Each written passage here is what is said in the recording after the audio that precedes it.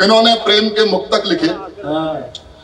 मैं भी चाहता था कोई प्रेम प्यार की कविताएं लिखूं, मैं भी इनकी तरह अच्छी कविताएं लिख पाऊं, लेकिन ऐसा नहीं है। मेरा मानना यह है ये प्रेम प्यार की कविताएं कोई खास बात है नहीं, ये कॉलेज टाइम में जो कुछ हरकतें की गई होती हैं उसका काव्यानुवाद है। हाँ। कॉलेज तो मैं भी जाता था, अच्छा, लेकिन मैं पढ़ने जाता था। प्रयास मैंने भी किए, कोई प्रेमिका हो, भाई हो सकता है इनको दिखी हो प्रेमिका की नीली नीली आंख तो वैसा लिख दिया, मुझे तो उसके बाप की लाल पीली पहले ही दिख गई थी। ऐसा नहीं कि प्रेम में सब कुछ ठीक ठाक चलता, जैसा ये बता रहे थे, जैसा पद्मिनी सुना रही थी। प्रेम में कभी कभी परिणाम दूसरी तरह के भी निकल के आते हैं। युवा पीढ़ी के लोग यहाँ बैठे हैं, कभी कभी परिणाम दूसरी तरह के भी निकलते हैं। अखियां लड़ गई, वाह नहीं, परिणाम सुनो। अखियां लड़ गई, एक पल्ले पड़ गई, बात बढ़ गई, दिमाग को चढ़ गई, मेरी जिंदगी में एक कहानी और गढ़ गई, इजहार किया तो 3-4 जड़ गई, महीनों की आशिकी मिनटों में झड़ गई। बहुत अच्छे, वाह वाह वाह। मैं समझ रहा हूँ काफी लुटे पिटे लोग बैठे हैं, बहुत लोगों का बजट बिगड़ा हुआ है। इन्होंने प्रेम के मुक्तक लिखे, मैंने कुछ तुक्तक लिखे हैं। तुक्तक, हाँ, वो आप तक पहुंचाना चाहता हूं। और मैं बहुत सीधा सरल लिखता हूं। क्या शानदार कविता पढ़ी भाई पारिक ने, क्या हो गया? मैं कर लूंगा भाई, पहले मैं यही करता था।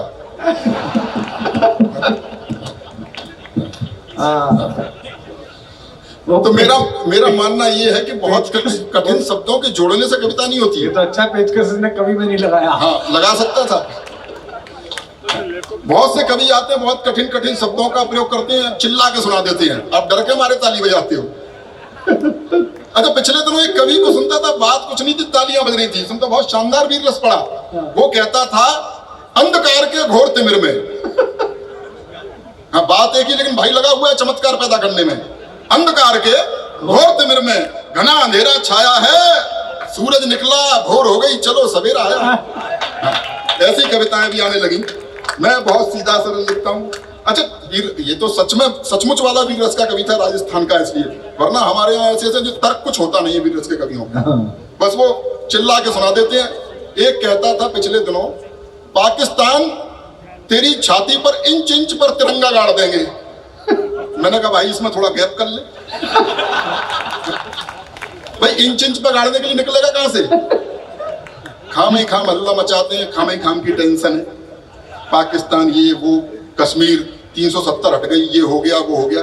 भैया वो मांग रहा है कश्मीर, दे दो उसे। मैं युद्ध का बिल्कुल पक्षधर नहीं हूं, दे दो उसे कश्मीर। अगली बार भाइयों बहनों हम लाहौर से कर लेंगे। अच्छा है, बारीक था।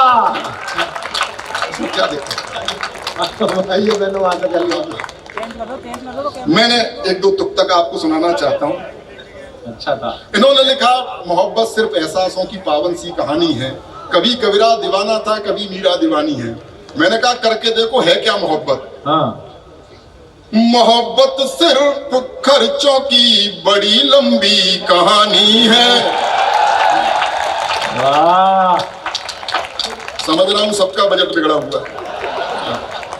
मोहब्बत सिर्फ खर्चों की बड़ी लंबी कहानी है, कभी पिक्चर दिखानी है, कभी साड़ी दिलानी है। मास्टर रोज कहता है कहाँ है फीस के पैसे, कोचिंग वाला। मास्टर रोज कहता है कहाँ है फीस के पैसे, उसे समझाऊं मैं कैसे, मुझे छोरी पटानी है।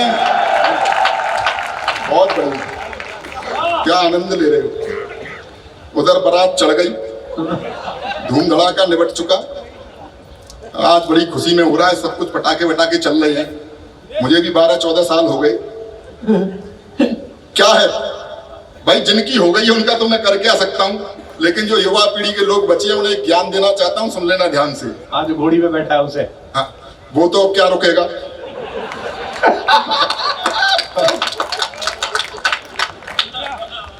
ये बीवी तो मुसीबत की ही लेकर आएगी आंधी।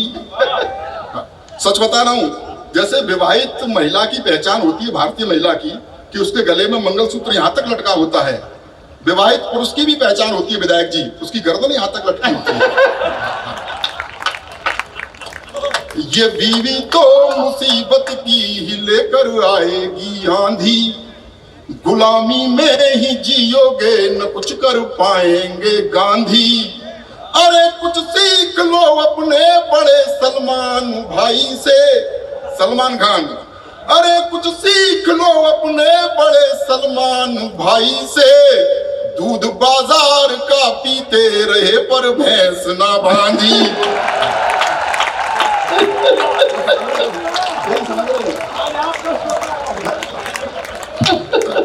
मैं समझ रहा हूं पढ़े लिखे लोग हैं।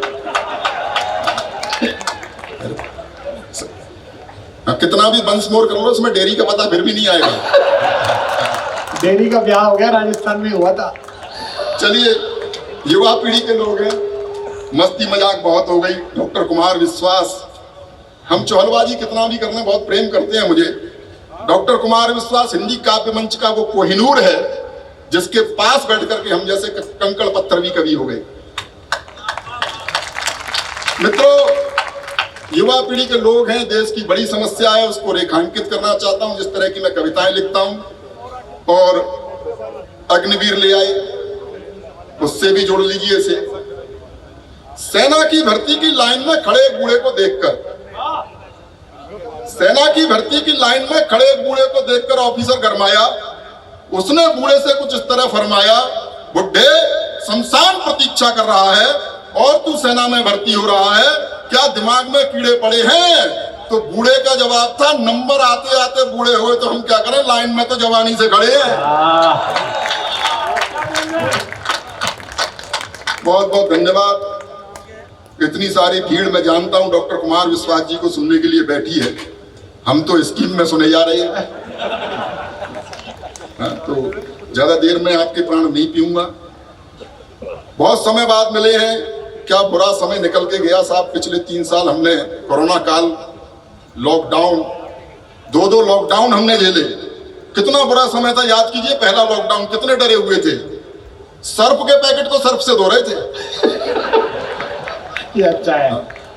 अपनी ही पत्नी के साथ घर में बंद थे, उसी की शक्ल देखनी पड़ रही थी। ब्यूटी पार्लर तक बंद थे। बाद में सरकार को थोड़ी दया आई तो उसने शराब के ठेके खुलवा दिए, जिसे पी करके चुड़ैल भी सुंदर दिखाई देती है।